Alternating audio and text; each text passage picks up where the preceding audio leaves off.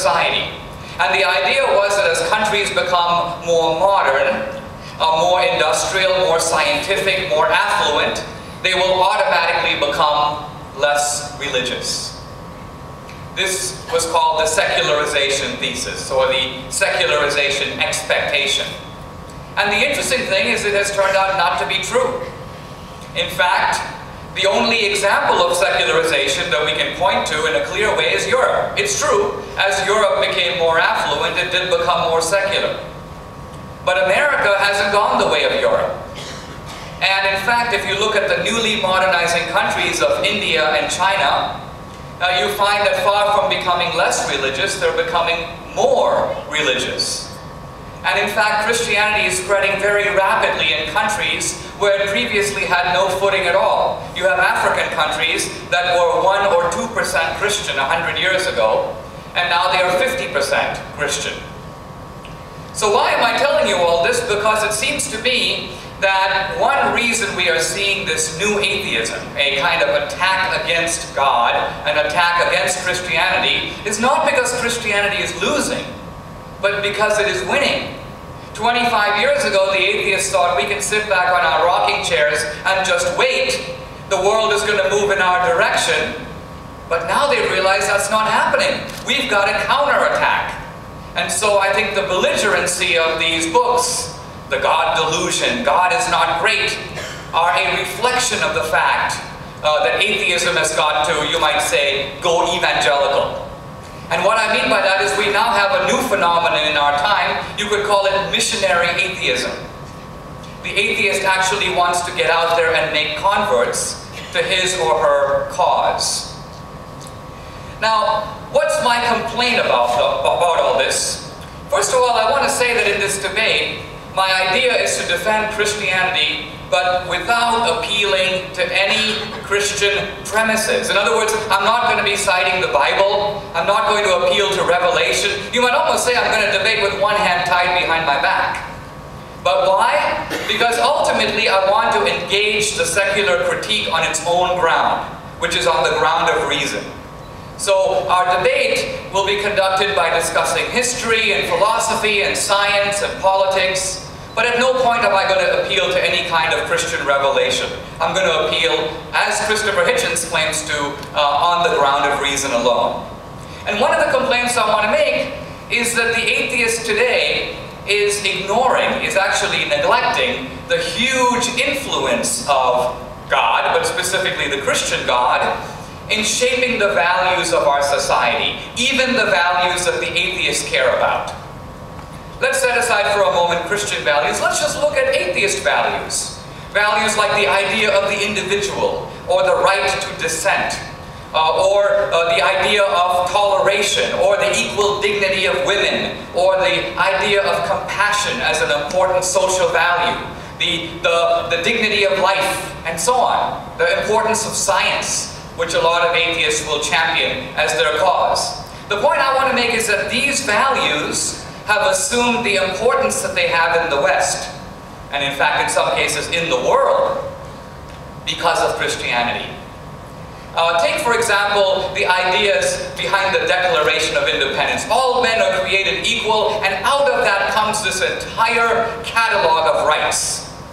And yet Jefferson, who was not a particularly devout Christian, Jefferson never read, generally tended to read his Bible with a friendly pair of scissors, cutting out passages that he didn't like so much and so on. Didn't like the miracles.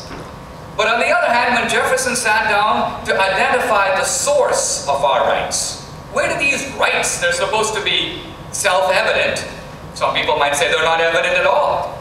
Where do these rights come from? Jefferson could think of only one source, namely our Creator. Ultimately, it is because we are created equal, you may say, in the eyes of God, that's why it follows that no man has the right to rule another man without his consent. That is not only the basis for opposing slavery, the anti-slavery movement, but you might say it's also the basis of democracy. Modern democracy is based on the idea of what? No man or no person has the right to rule another without consent. Not only have our political ideas not only do they derive from Christianity, from Jerusalem, you might say, Christianity, and in some cases Judaism before that, but even science has its roots in Christianity. Now, some people will dispute this, but if you think about it, ask yourself this question. We've had all these cultures in the world, and yet modern science, the scientific method, what Whitehead called the invention of invention, that occurred only in one civilization, namely Western civilization. In fact, it occurred only in the civilization historically called Christendom. Why is that? Why did science develop here? Aren't there smart people in other cultures who also wanted to figure out stuff? The truth of it is, science developed in Western civilization because it is based on a Christian assumption. And what is that Christian assumption? It's the assumption that nature, or the universe, is intelligible. In other words, that nature follows predictable laws. Now you might say, well, that's kind of obvious, that's what science is based on. But if you think about it, it's not obvious at all. Why should nature be lawful? In Christianity, the idea is that we have an omniscient or all-knowing God. So yes, He made a rational universe. We have God who is a lawgiver. He gave us the Ten Commandments, the moral law. So it's not surprising He gave us the laws of nature. But my point is, in some senses, the intelligibility of the universe is a kind of mystery. Let me give you an example of what I'm getting at here. It is one of the central laws of science that light travels at the speed of 186,000 miles a second in a vacuum. That's one of the central laws of science. And yet, at some level, if you think about it, you say, well, how do we know that?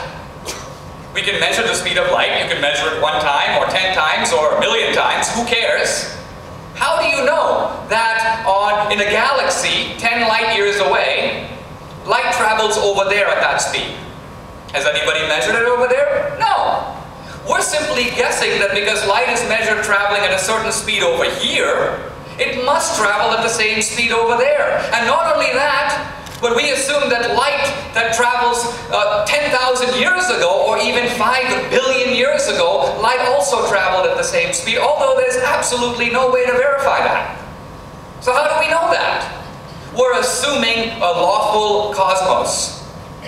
Now again, when you go to other cultures, you see right away how this assumption is immediately called into question. The great Muslim thinker Al-Ghazali says, human beings can follow laws. If you're driving on a street, you see a stop sign, you stop. But that's because we are intentional and purposeful agents. He says, how can inanimate objects follow laws? How can an electron know what to do? And Al-Ghazali says the whole universe exists in the mind of Allah. Everything happens at every second because Allah wills it to be so. There's no other way it can happen. The point I'm trying to get at here is to show that it is only in Western civilization, it's only in the orbit of Christianity that we have this idea of a rational, intelligible, lawful, mathematical universe. And while people often talk about science as opposed to Christianity, if you were to make a list of all the great scientists of the last 300 years, a list that would surely include people like Galileo, and Copernicus, and Kepler, and Leibniz, and Pascal, and Boyle, and Newton, you'll discover that the vast, vast majority of these scientists not only believed in God, but most of them were specifically Christian. So Christianity, in a sense, is the author, not only of many secular values, but also of the science that is today invoked against Christianity. I've spoken a little bit about the legacy of Christianity. I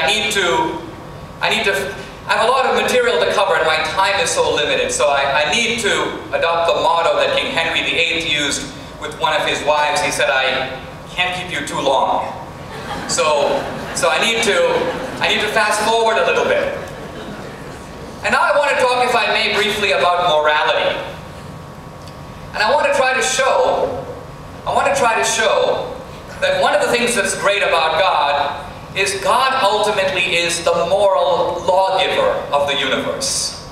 The first thing I want to show is that morality is universal. This is very obvious. We all have, if you can. By the way, some people think we get our morality from